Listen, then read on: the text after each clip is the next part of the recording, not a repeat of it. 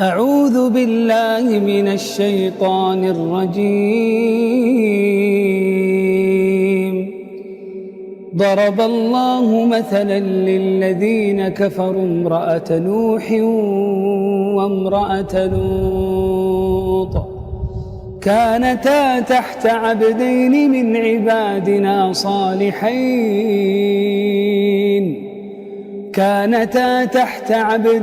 من عبادنا صالحين فخانتاهما فلم يغنيا عنهما من الله شيئا وقيل ادخلا النار مع الداخلين. وضرب الله مثلا للذين آمنوا امرأة فرعون إذ قالت رب ابن لي عندك بيتا في الجنة ونجني من فرعون وعمله ونجني من القوم الظالمين.